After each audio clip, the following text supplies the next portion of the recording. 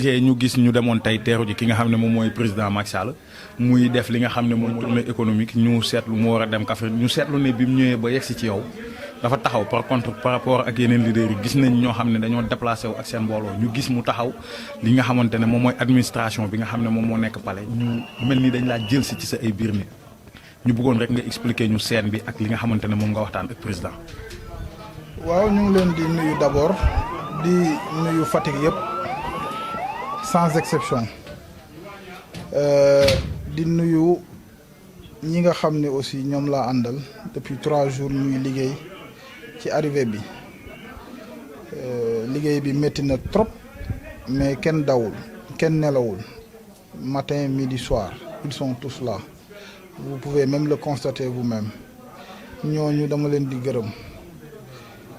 famille bi duma leen gërëm parce que kenn du gërëm sa bopp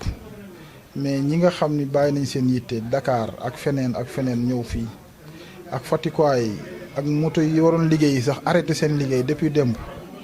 ñooñu am na lu leen jaral loolu day wone ne rek tey jii ñun moomuñ suñ bopp en réalité c'est ça le message que j'ai reçu moi moomuñu suñ bopp et on n'a pas le droit de faire certaines choses parce que gis naa tey nii ñi ma àndal ñoo ma gën a bëgg mbir mi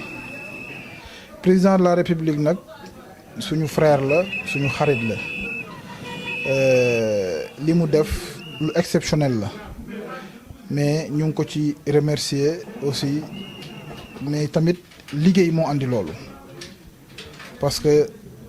on ne dort pas sur nos lauriers ñun dañuy liggéey pour moom avec nos propres moyens et sans condition donc dama jàpp ne c'est une manière de nous remercier par rapport ak li ñuy def pour moom te nag di ko def ak sincérité avec beaucoup d'engagement moo tax bi cortège bi taxawee bi ma gisee taxaw ne ñu jël si ma yëg naa ni moom ci boppam yëg ni li ñuy liggéey c'est un sentiment de fierté et vraiment de contentement bu may partager ak tous les Fatickois mais plus particulièrement le staff